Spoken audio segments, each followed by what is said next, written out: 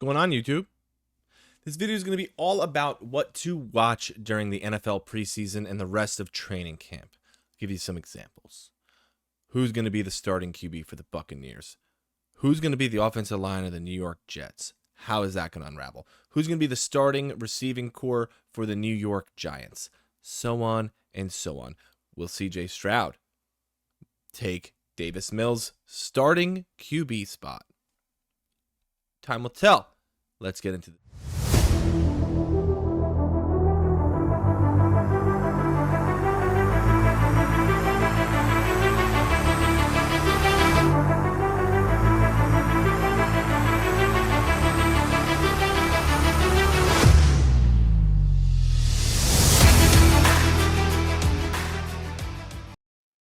I can't believe it, but it's right here.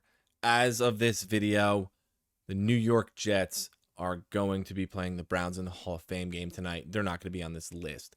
But preseason week 1 starts Thursday, August 10th, Friday, August 11th.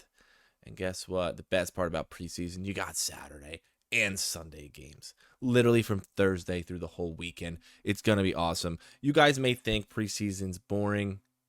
Guess what? This is where you find your diamonds in the rough. You may see your preview of some of your rookies.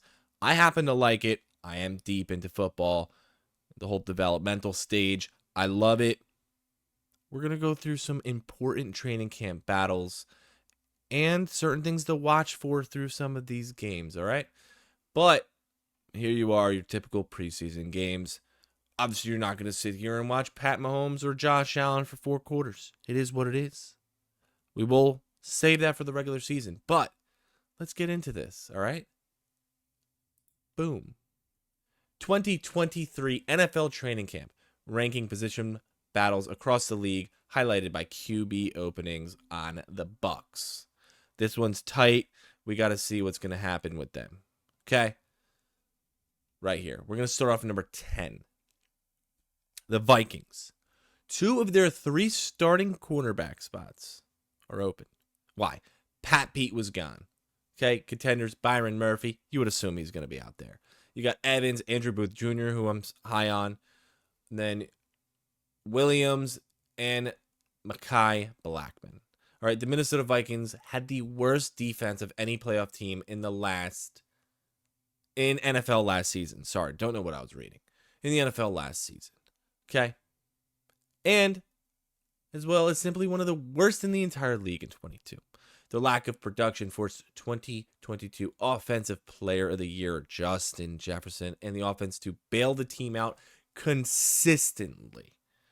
How do we know that? 11 one-score wins, which is the most in a season in NFL history. Look at this. Look at the rankings for their 2022 season. Points per game, 28th, 31st, 30th. Insane. That's why Vikings head coach Kevin O'Connell had to kick the defensive coordinator to the curb just after 1 season. And they hired Brian Flores, who is a good defensive coordinator, history-wise.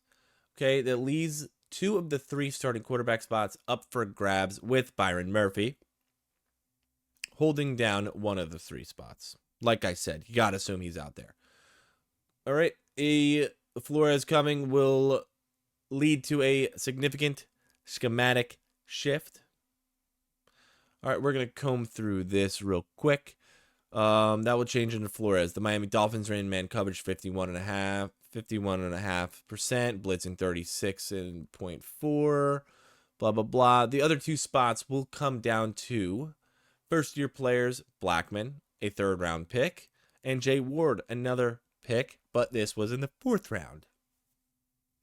Second-year player, Andrew Booth Jr., 2nd-round pick, and Evans, a 4th-round pick.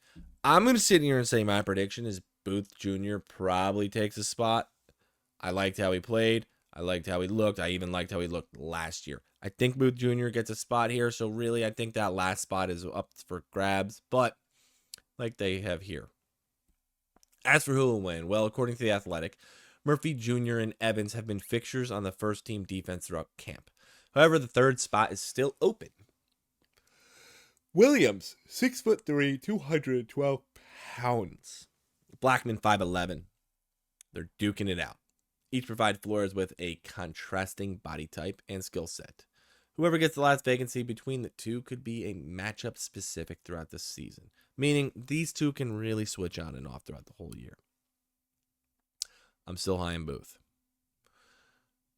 Dolphins running back is another significant training camp battle. I think this is one to really watch for, especially if you're fantasy focused. Raheem Mostert, Jeff Wilson, Devon Kane being the rookie. Either way, all these boys are fast. Mostert racked up a career high 1,100 yards from scrimmage along with 5 touchdowns at 22. Knee injury carted him off. They'll both get touches, but a Kane, a third-round pick, will likely factor into the mix heavily. This is how I predict this role to go. Okay? So, I think Mostert and Wilson will probably split for a lot of the carries. I think you're going to see a Kane come in as a third down, especially if they're going to be running a route with him. Surf it on. I'm not even going to cut it out, probably. Whatever. A Kane is like, I don't know, 5'8", I think. Speedy as could be. Just fits the Dolphins look. Totally fits the Dolphins look. So let's see what we have here. Last time, Mike McDaniel went on record about his running back group, and when he was asked about Dalvin Cook, he said he's extremely happy with his top 3. I agree. I don't see Dalvin going there either. But whatever. Dalvin Cook's a great player, blah, blah, blah. Like I said, Dolphins only had 4 picks, but they chose to make a Kane their second pick with a 4-man class and their first offensive player selected. McDaniels may have big plans for looking in 2023 despite the presence of the other 2. Wilson Jr. got 45% of the carries on early downs and around the goal line. Kane probably sees his involvement climb as he gets acclimated to the life in NFL. We expect week 1 not to be big. He's a rookie, and hopefully that grows throughout the year. Like I said, I see him getting more passing opportunities. Jets. Opened the video with this. Obviously, the number one question here is Mekhi Becton. Please stay healthy. Please. Mekhi, what are you doing? You got Dwayne Brown versus Billy Turner.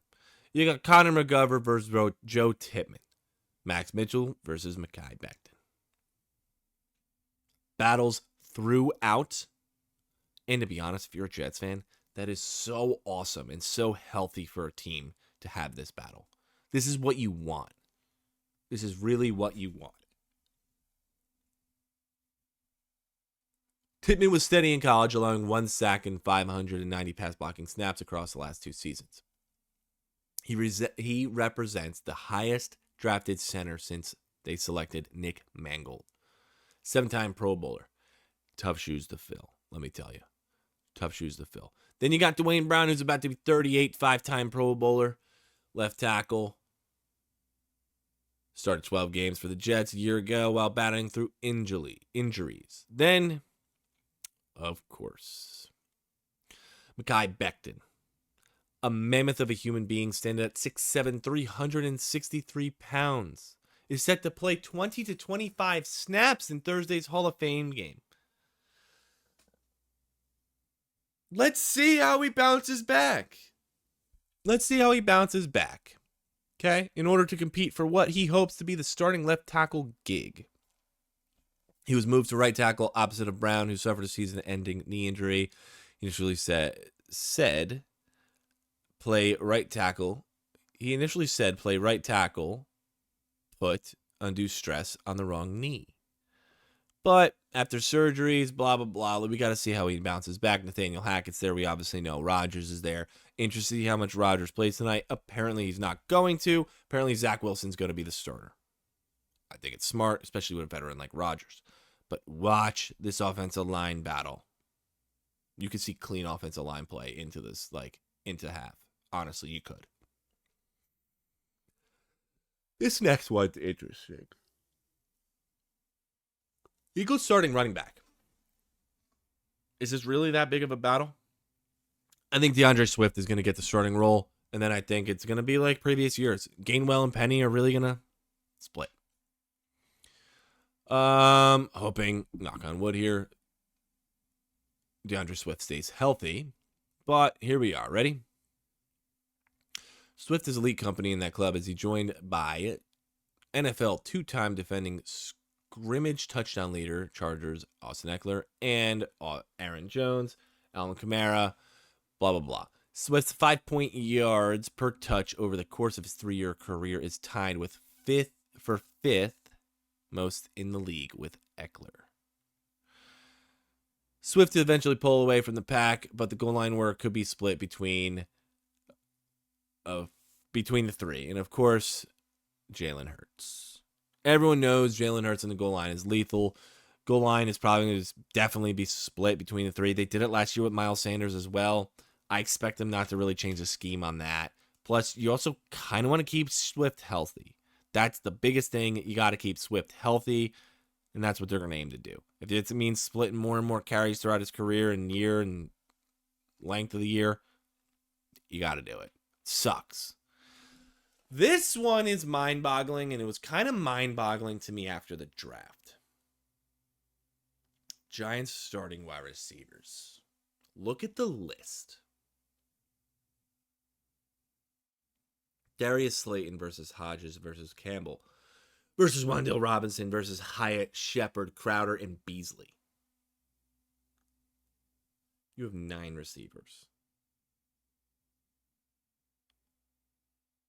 What? And let's be clear. The top line, it says it right here. You got Darren Waller. Darren Waller will be Jones's top target. Barkley's back. I mean, whoa. What a battle. Watch the Giants games. You got to see who's going to come out on top. But Darius Slayton, 26-year-old wideout who stands at 6'1", led the team in receiving yards a year ago with 724. Making him the only player on the team with over 600 yards. I mean, this is insane. Certainly has the confidence to be a wide receiver 1. But does he have it? Between Slayton, Shepard, Crowder, and Beasley, seasoned veterans, Campbell, Hodgins, Robinsons, and Hyatt as the young guys, there are plenty of options for the reigning Coach of the Year, Brian Daboll, to choose from. The rest of training camp and preseason will be required to figure out who's going to be on top.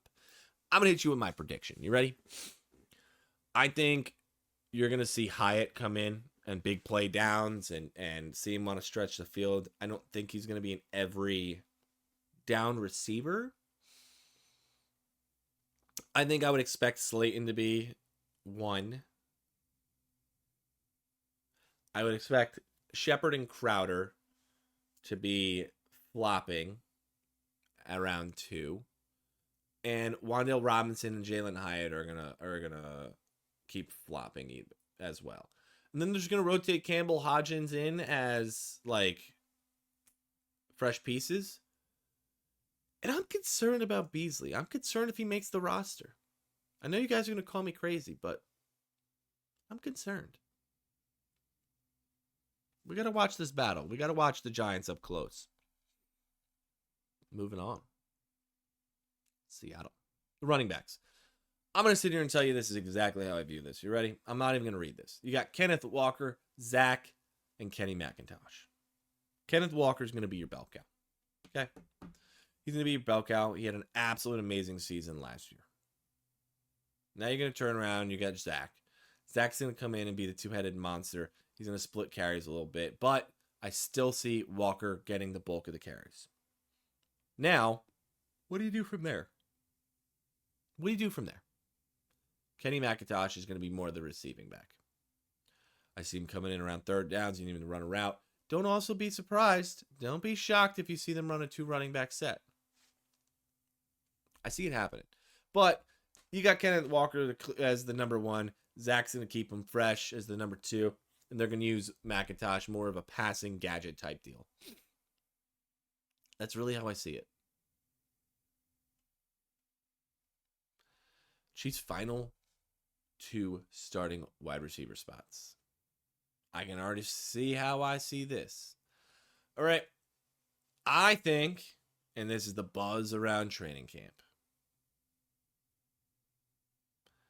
Kadarius Toney is going to get playing time. I think Justin Ross is going to be the wide receiver 1. I think Rashee Rice could be wide receiver 2 mixing with Toney. And then you're going to see more James and Watson. They're all going to be intermingled, switching out. But Justin Ross is going to be your clear number 1 out of here. Something to watch. Apparently, Justin Ross has been an awesome target for Mahomes. He's been one of his favorites. Yeah. They're going to need to play this one out preseason. 49ers starting QB. What a story. The Brock Purdy story. Damn. Like, just damn. That's all I got to say. You got Brock Purdy versus Sam Darnold versus Trey Lance. Jimmy G's gone. What happens? You're going to see these kids battle throughout training camp, throughout preseason. But I'm going to predict they start the season with Sam Darnold. And then you're going to see a Brock Purdy switch, and then a Trey Lance switch. And I think they're going to juggle QBs throughout the season until probably mid-season and stick with one guy. My one guy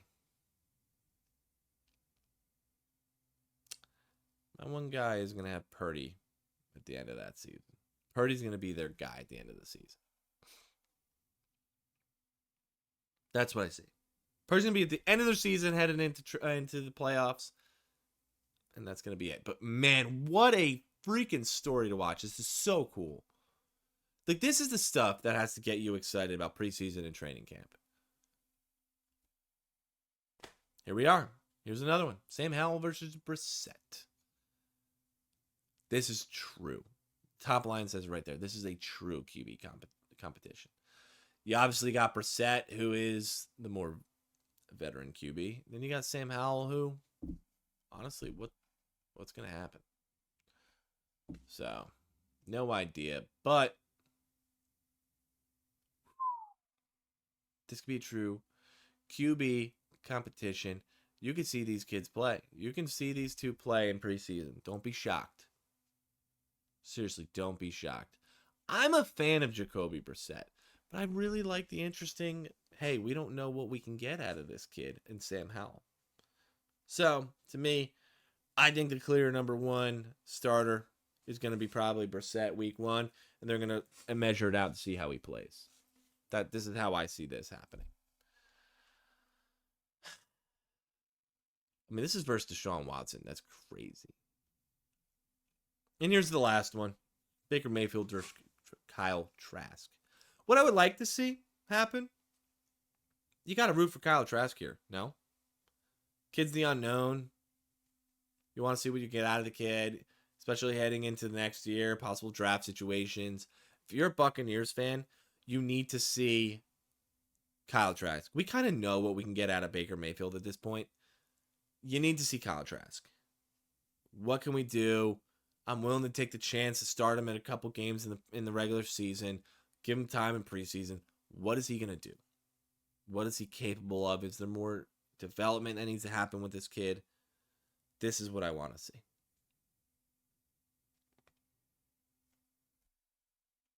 That's how I feel about him. Sounds like there's a real QB competition in Tampa. Didn't think that when I was there for minicamp, but Trask is playing well. Had a nice night too. Crazy. A couple days for Kyle to really settle in. And then what we saw in the last 2 practices is Kyle really showed what he could do. Stretching the field with his arm, getting the ball out quickly, and making decisions. So I'm really excited about both those guys and the progression that they've made throughout the last couple of days. Like I said, you got to see what you can get out of Kyle Trask here. First stringers who can lose their starting job. Davis Mills. I'm telling you. The Texans went and got C.J. Stroud at number 2. It's his job. I'm telling you, CJ Stroud is going to be the starter. The question is more of whether Mills can hold off Stroud to begin the season for the starting QB in Houston. They have been splitting reps pretty evenly throughout camp, but does Mills have a future in Houston? His salary cap numbers are ideal for a backup QB, and his 26 starts over the past 2 seasons give the Texans a nice safety behind Stroud whenever the rookie takes over full time. But he may be some trade possibilities. I don't think they're going to move him. I think you got CJ Stroud. He's going to own the starting role by the start of the season. And they're going to have Davis Mills be his backup, veteran season backup, played some games at the QB position. It's a nice way to play it, especially for the Houston Texans. You're comfortable with it. Stroud, I don't know if this is that big of a battle, to be honest, but I want to see him play. This isn't a battle to me. Michael Carter Jr. Okay. Why? He remains the RB1 for now, having starting 10 of his 16 games last season. But why? Breece Hall coming off torn ACL, and if he's not ready for the early season, the Jets could sign Cook. I don't know if you guys seen my shorts, but this is my prediction. The Jets sign Cook, and then for some reason within the next year or two, they find a way to get Devontae Adams. I know your mind's blown just as much as mine. We'll get through it though.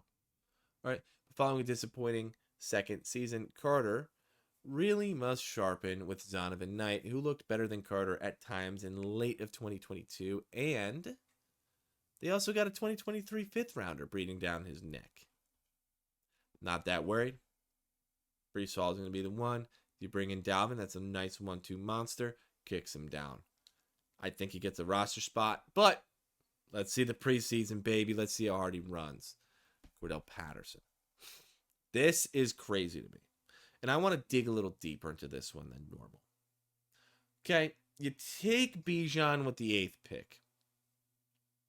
You went Tyler Algier last year in the draft as well. Came off a rookie season, and he looked good. So now you got Bijan, you got Tyler Algier, and you got Cordell Patterson on the roster. Cordell Patterson's still going to be used. I'm telling you right now, Bijan's going to be your 1. Tyler Algier is going to be your 2. And it's not really going to be a 1 and a 2. It's going to be a 1A, 1B. I see these cats splitting some carries a lot more than people think. Why? Who the hell doesn't want to keep them both healthy and fresh? Cordell Patterson's going to be that gadget guy. You could see him at tight end. You could see him on the slot. You could see him outside. Hey, guys, he was a wide receiver. He's a receiving back. He's good. He's an all-around back now. Put on some size, looks good. But he's going to be their gadget. He's going to be that dude. Cordell Patterson will have a role in this offense. It's just not going to be as traditional as the past year or two. You're going to see the rock be handed off to Bijan and Algier. It will be from Patterson. And it could be from Patterson at times. I could see him running the Wildcat. But expect Patterson's, I'm going to say, receptions to go up this year. So, this is interesting to me. Patrick Ricard, the Baltimore Ravens fullback. 4th straight Pro Bowl. Remarkable achievement at fullback, to be honest. But with former offensive coordinator Greg Roman gone, that role might no longer exist. He's nearing 30, remains on the physically unable to perform list following his hip surgery. Might not be a perfect fit for the new coordinator, which traditionally hasn't used a lot of 2-back sets. But you also never had a fullback during this. I think he's got a roster spot, but I think his production's definitely going to go down for sure. His production's absolutely going to go down. It's unfortunate to say I'm actually a big fullback fan. Love the fullback position. And you're just a liar if you're a football fan and you don't like the fullback. Appreciate and respect the big man, okay? Come on. This guy. I think he's in danger. Not in being cut or whatever. But there's names on here that I think are going to get some looks. You got Bobby Woods. Okay. Why is he in danger? 31 years old. How much does he have left? He's being replaced as a starter. But why? You got Tank Dell, Xavier Hutchinson, John Mechie, who's going to play his first year. You got Nico Collins and Noah Brown. Now, Tank Dell is going to absolutely get playing time. I love him as a rookie. He's a beast. He's a beast, and he's one of Stroud's favorite targets. And I'm going to remind you guys for like the 30th time. Stroud asked for this kid to be drafted to his team. You got the rookie Xavier Hutchinson. You're obviously not going to cut him. You got Mechie, the speedster, coming back. God bless him, from leukemia. Then you got Nico Collins, who's another big boy, offers more size than Woods does. And Noah Brown. The big thing about Noah Brown, he's decent at wide receiver, but he may be one of the best blocking receivers in the league. That can earn him a roster spot easily. Easily earn him a roster spot. Woods could be this could be an interesting watch throughout camp. I agree with this. Sterling Shepard, we went over it earlier in this video. You got Wandale, Jamison Crowder, Jalen Hyatt. You got Beasley. I mean, come on. You got like 9 or 10 receivers on the roster. Somebody's got to be cut. The competition for Shepard's job will likely run into August, but it's very much ripe for the taking if others can step up. You already know Wandale, Jalen, Shepard. But Wandale and Jalen, they got the spot. They got the roster spots for sure. Tyquan Thornton. Here's a name from the woodwork, huh? You got Juju, Devontae Parker. You got the double tight end and Henry and Gesicki, which they love. Ramondre Stevenson. Demario Douglas in the 6th round. Tyquan Thornton's got to show out in preseason and not get his snap count taken away. He was supposed to be rangy, he was supposed to be long, and he was supposed to be fast. Not saying he hasn't developed yet, but you could see the role be taken away a little bit. Preseason watch. This is probably my biggest question of the preseason. Besides the QB battles, obviously, and rookie starters, this man is my number one question of preseason. Mekhi Becton. Are you staying healthy? How do you look? How do you move?